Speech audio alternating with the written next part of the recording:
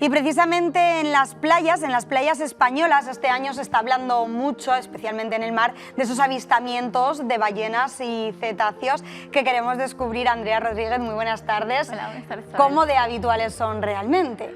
Pues a ver, la verdad es que en términos generales tenemos que pensar que de todas estas especies que estamos hablando, ¿no? Tiburones, ballenas, orcas, que lo hemos estado viendo a lo largo de todo el verano, pues tenemos que pensar que el hábitat natural realmente, el agua, perdón, claro, es su hábitat natural. Claro. Entonces lo lógico y lo normal es que estén allí. Es encontrarnos allí, sobre todo también en épocas concretas en las que somos nosotros, ¿no?, los que nos desplazamos a sus zonas. O sea, que sería incorrecto eso de que ellas van a las embarcaciones, sino que somos también las embarcaciones los que estamos ocupando más habitualmente que en invierno, claro, todo ese lugar. Exactamente. Entonces sí que es verdad que la presencia de todos estos animales lo que nos causa muchas veces es inquietud, ¿no?, porque nos da la sensación de que son peligrosos, pero en realidad es que esto para nada es así. De hecho, no son peligrosos. No, los ataques son muy poco frecuentes, muy poco frecuentes. De hecho, las muertes por ahogamiento, lamentablemente, son infinitamente superiores a las que lo pueden ser debido a los ataques de estos animales. Y cuando estos ataques suceden, además es curioso porque el tipo de mordeduras que se producen nos indica que los humanos no estamos dentro de la dieta de estos animales,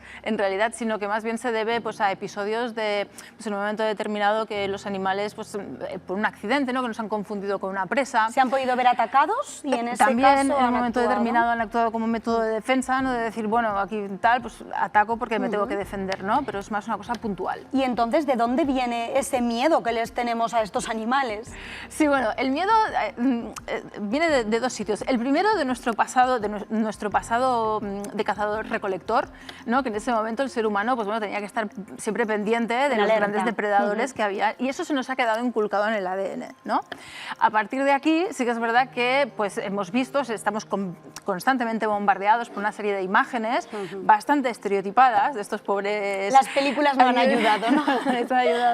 No les ha ayudado nada, ¿no? Pero es que además generalmente suelen ir acompañados a veces de información que no es del todo correcta o que está sacada de contexto, ¿no? Entonces esto hace que tengamos más miedo del que tenemos que tener. Pero tenemos que tener presente que es súper importante que estos animales, la presencia de estos animales, de los grandes depredadores y otros que no son depredadores pero que tienen que estar en el medio acuático precisamente para mantener un equilibrio en el ecosistema, ¿no? Son necesarios. Son necesarios. Y además tenemos que pensar que también nos otorgan distintos servicios ecosistémicos también para el ser humano. De hecho, recientemente ha salido publicado un estudio en el que las ballenas son grandes secuestradoras de CO2, incluso pueden hacer pues, similar a lo que podría hacer un bosque entero. Claro, estamos hablando de animales en general en el mar, pero a veces nos resulta un poco difícil distinguirlos, ¿no? Sí. Hoy vamos a aprender a distinguir a estos animales. Sí, así es. De entrada, comentar que, claro, tenemos los cetáceos, que dentro de los cetáceos están los delfines y las ballenas, ¿vale?, que son mamíferos completamente adaptados al medio acuático y que son de sangre caliente, mientras que luego tenemos los tiburones, ¿vale?, que son condrictios, es decir, peces cartilaginosos, es decir, su cuerpo está hecho de cartílago. Entonces, estas son las características anatómicas y biológicas que los pueden diferenciar. Vale, y ahora queremos aprender a distinguirlos. Vamos a levantarnos y vamos a ver esas diferencias más visualmente que nos puedes mostrar, Andrea. Sí, porque estas diferencias que os he comentado ahora son, pues eso, no todo el mundo las tiene que saber y hay gente que ni siquiera está interesado, pero sí que todos estamos interesados y si nos encontramos con uno de estos, identificarlo rápidamente. A simple vista se pueden distinguir. Sí. El primero es el nado, o sea, la forma de nadar es completamente distinta, la de los cetáceos de la de los tiburones. Los cetáceos mueven su cola de arriba a abajo, como podemos observar, sí, de hecho por eso la tienen lateral, tiene la cola es muy fuerte, muy potente, tiene mucha fuerza en la cola, ¿vale? Claro, es cierto que la forma de la cola es horizontal. Horizontal en este caso. Mientras que en el tiburón la vemos vertical. Exactamente. Además el tiburón tiene una cosa particular y es que en realidad se mueven a través de los músculos de su cuerpo y la aleta caudal, la cola, le ayuda a impulsarse. Y por eso la mueven de lado a lado, ¿vale? Y también tiene esta posición vertical, ¿vale? ¿A qué es debido todo esto? Básicamente a su diferencia evolutiva, es decir, han evolucionado de forma completamente distinta.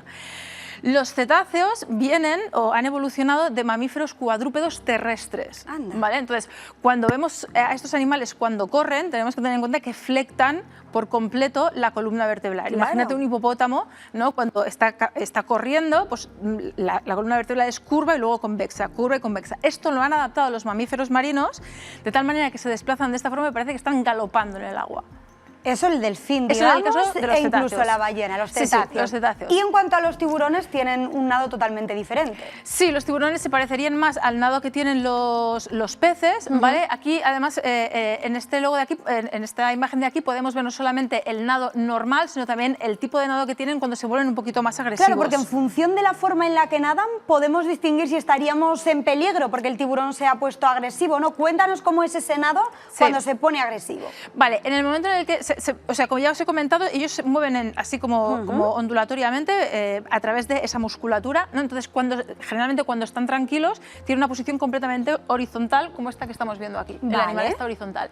En cambio, en el momento que se pone agresivo, generalmente suelen bajar la espalda, no, perdona, subir la espalda y bajar el pecho, de tal manera que lo aguantan unos cuantos segundos, de tal manera que su forma corporal cambia por completo. Más curvos, ¿no? Más curvos, sí. Es una cosa que mantienen en un momento determinado y luego ya vuelven a su estado normal, pero eso nos indica que hay algo que no les gusta.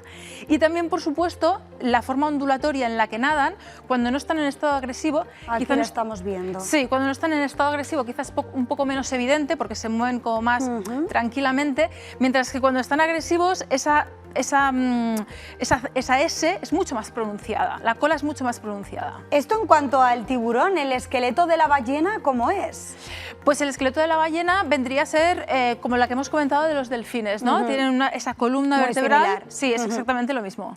Bueno, y en cuanto a las aletas, porque estamos repasando esos esqueletos, pero también es importante fijarnos en las aletas, que a priori es lo que está más visible, ¿no?, para los que estamos en la superficie. Exactamente, o sea, de momento hemos visto que los podemos diferenciar a través del nado, podemos ver a un animal que va saliendo y entrando, un cetáceo, o un animal que va haciendo así, tiburón, pero también los podemos diferenciar por las aletas. Las aletas Bastante dorsales. diferentes por lo que vemos en la imagen a priori, ¿eh? Sí, además las aletas dorsales, pues bueno, son estas aletas que se encuentran en el lomo de los animales y podemos observar que en el caso de los tiburones, estas aletas en el borde, de aquí, en el borde trasero, como si dijésemos, son completamente rectas, ¿vale? Tienen una rectitud bastante... ¿vale? Vemos que no tienen esta curva, digamos. Exactamente. Entonces, en el caso de los cetáceos, es decir, las ballenas o los delfines, sí que presentan unas curvas, y estas curvas pueden ser más o menos marcadas en función de la especie de cetáceo ante la que nos encontramos. Esto en cuanto a tiburones y cetáceos, pero las diferencias, por ejemplo, entre una ballena y un delfín, ¿cuáles serían? Sí, en este caso estaríamos hablando de animales que se mueven exactamente igual, es decir, la forma del nado es igual, pero sí que los podríamos diferenciar por la aleta, ¿vale? Y es que las aletas, tenemos que tener en cuenta que las ballenas generalmente, y con el permiso de las orcas, porque las orcas son delfines de gran tamaño, suelen tener un tamaño muy superior al de los delfines. Entonces, en el momento en el que emergen, salen del agua, tardamos mucho tiempo en ver esa aleta dorsal. De hecho, aquí estamos viendo ese movimiento, ¿no, Andrea? Exactamente. Entonces tardamos mucho en ver esa aleta dorsal y cuanto más tardamos en ver la aleta dorsal nos indica que el animal es de mayor tamaño, con lo cual seguramente estamos frente a una ballena. Bueno, pues entonces ahora ya sabemos distinguir entre tiburones y cetáceos. Muchísimas gracias por darnos esta pista tan importante en verano, Andrea. Gracias a vosotros.